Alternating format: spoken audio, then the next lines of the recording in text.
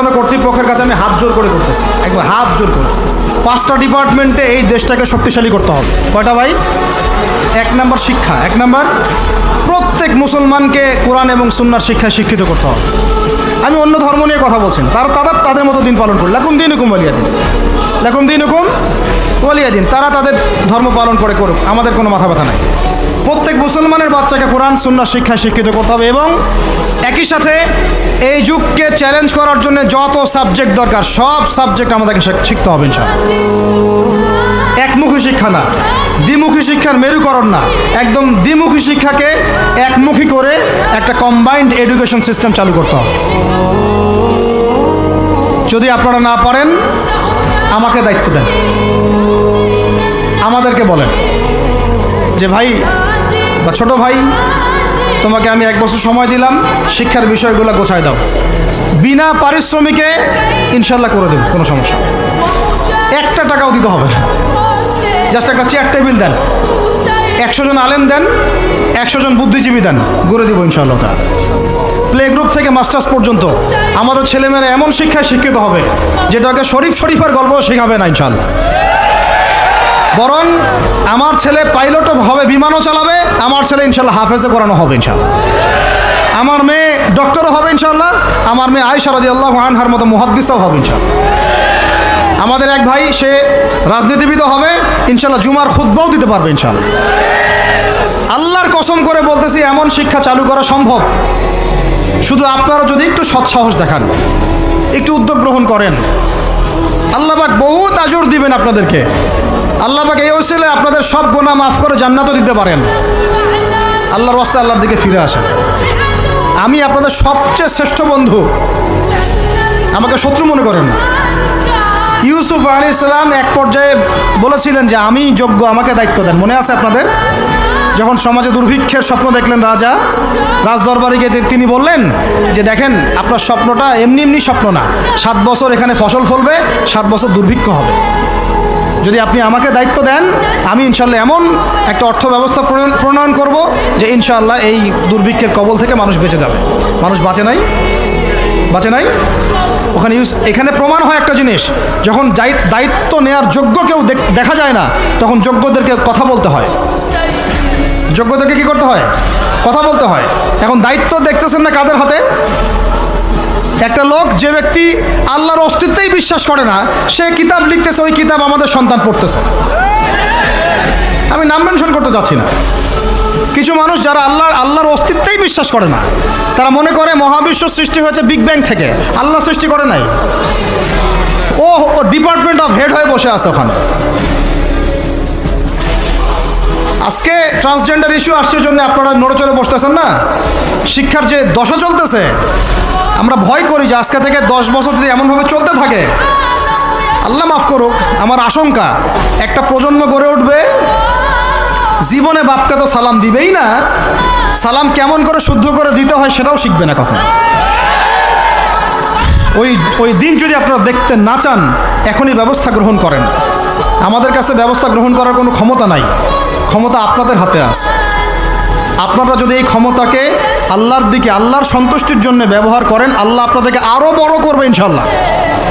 যদি আল্লাহর জন্য এটা আপনার আল্লাহর জন্য ব্যবহার না করেন, এগুলোকে প্রশ্রয় দিতে থাকেন, বিশ্বাস করেন ভাই, ফেরাউন টিকতে পারে নাই, নমরুদ টিকতে পারে নাই, আদ জাতি টিকতে পারে নাই, সামুদ টিকতে পারে নাই, নুহের কওম টিকতে পারে নাই, কমে লুত টিকতে পারে নাই, কমে মাদিয়ান টিকতে পারে নাই, আসহাবুল আইকা টিকতে পারে নাই, মুসার কওম বানু ইসরাইল টিকতে পারে নাই। আমরা কোন ক্ষেত কি মূলা? আমরা কোত্থেকে আসলাম? আমরা এগুলো চালায় যাবার আল্লাহ পাক আমাদেরকে একদম জান্নাতুল ফেরদৌস দিবেন এমনটা মনে করছেন? হাদিস কত চমৎকার, কত সুন্দর হাদিস। লাউ ইয়াহদি আল্লাহু বিকা রাজুলান ওয়াহিদান খায়রুল লাকা মিন হুমুরিন নাম। তোমার দ্বারা যদি একটা মানুষও আল্লাহর দিকে ফিরে আসে, আল্লাহওয়ালা হয়ে যায়, লাল উট কুরবানি করার চেয়ে বেশি নেকির কাজ। তোমার একটা দাওয়াতে যদি মানুষ আল্লাহর দিনের দিকে ফিরে আসে, ওই আমলকারী সব নেকি তুমি পাবা। যদি একজন সৎ নেতা দাঁড়ায় যায়, বলে যে আমরা প্রাইমারি লেভেলেই ক্লাস 1 থেকে 5 পর্যন্ত যে সময়টুকু এই সময়টুকুর মধ্যে আমাদের বাচ্চাদেরকে কোরআন তেলাওয়াত করা বাধ্যতামূলক করে দিলাম, সিলেবাসভুক্ত করে দিলাম, ওই নেতার উপর আল্লাহ রহম করবে ইনশাআল্লাহ। সেই নেতা কোথায়, কে আছে সেই সাহসী নেতা? আমি আপনাদেরকে বলি যারা রাজনীতি করেন, কারণ আমার সাথে আপনাদের কোনো শত্রুতা নাই, আর আমি আপনার শত্রুও না, বরং বন্ধু। আপনারা যারা রাজনীতি করেন, এমন একটা নেতা খালি বের করে দেন, এমন একটা নেতা হয়ে যান খালি ওমরের মতো। আল্লাহ পাক তৌফিক দান করেন আপনাদেরকে, যে আপনারা যদি কোরআন শিক্ষাটাকে বাধ্যতামূলক করে দেন, নবীর হাদিস শিক্ষাগুলোকে বাধ্যতামূলক করে দেন, সিরাত নবীর জীবনী চর্চাগুলোকে বাধ্যতামূলক করেন উচ্চ মাধ্যমিক লেভেলে, দেখবেন এই ছেলেপেলেগুলো আর ওই ইয়াবাখোর হবে না ইনশাআল্লাহ। এরা ওই টিকটক, ফেসবুক আর পাবজি, ফ্রি ফায়ার নিয়ে পড়ে থাকবে না, এরা কিশোর গ্যাংয়ে যোগ দিবে না, এরা জেনা করবে না ইনশাআল্লাহ। এগুলো আপনি ঠেকাতে পারবেন না তো, জেনা ঠেকাতে পারবেন না এখন আপনি। এরা ফ্রি মিক্সিংয়ে চলে গেছে, সবার ফোনে ফোনে পর্ন দেখতেছে, ওরা বাচ্চাদেরকে ধরে ধরে রেপ করতেছে। এখন ছেলে মেয়ের আদমশুমারি যদি করতে পারেন, একটা কুমারিত্ব শুমারি করে দেখেন, 18 বছরের কম কত মেয়ের সতীত্ব নাই, 21 বছরের কম কত ছেলে সতীত্ব নাই, আপনি টেস্ট করে দেখতে পারবেন। এই হলো সমাজের অবস্থা। এখন চলতেছে সমকামিতা, সমকামিতা। আল্লাহর লুতের গজব নেমে আসবে, লুত আলাইহিস সালামের কওমের গজব নেমে আসতে পারে। আল্লাহ হেফাজত করেন আমাদেরকে। সমকামিতা বৈধ করে গিলিয়ে খাওয়ার জন্য ট্রান্সজেন্ডার চালু করতেছে এরা। ছেলে বাইর থেকে ছেলে, মনে মনে মেয়ে, মনটা চায় ছেলের সাথে যৌন সম্পর্ক করতে, নাউজুবিল্লাহ, অথচ বাইর থেকে একটা ছেলে। সমস্যাটা মানসিক না? 3 দিন টানা সকাল বিকাল কারেন্ট শর্ট দেন মাঠের মধ্যে, সব সমস্যা ঠিক হয়ে যাবে ইনশাআল্লাহ। 3 দিন, বাস 3 দিন থেরাপি দেন, ঠিক হয়ে যাবে।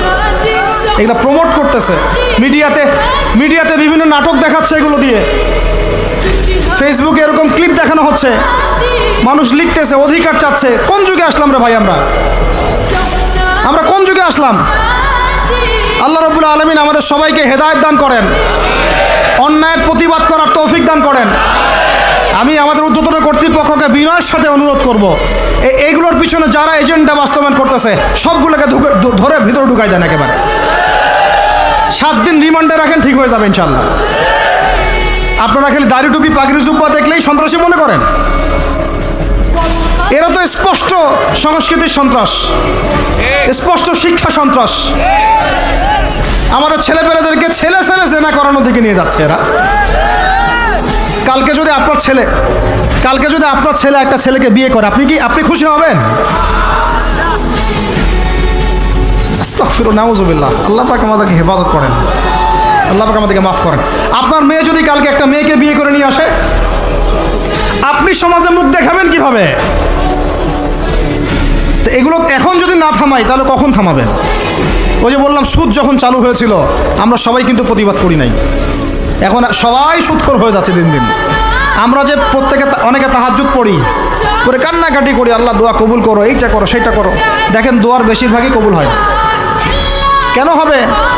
অর্থনৈতিক জীবনে তো সুদ খাচ্ছি, আমি ঘুষ খাচ্ছি, দুর্নীতি করতেছি, হারাম খাচ্ছি, পণ্যে ভেজাল দিচ্ছি। আল্লাহ পাক আমাদের সবার রিজিককে হালাল করার তৌফিক দান করেন। অতএব আমি 5টা কথা বলছি, 5টা ডিপার্টমেন্টে এই জাতিটাকে শক্তিশালী করতে হবে। আল্লাহ পাক তৌফিক দান করেন। 1 নাম্বার শিক্ষা। 1 নাম্বার কি ভাই? এমন কোন শিক্ষা? শুধু একমুখী না, দ্বিমুখী শিক্ষার সমন্বয়। কোনটা? কোরআন সুন্নাহও থাকবে, আবার জেনারেল শিক্ষাও থাকবে। আল্লাহ পাক তৌফিক এনায়েত করেন, আমিন। 2 নাম্বার অর্থনীতি। 2 নাম্বার কি? আমাদের অর্থনীতি এত শক্তিশালী করতে হবে যে আমাদেরকে যেন পশ্চিমাদের কাছে কখনো হাত পাততে না হয়।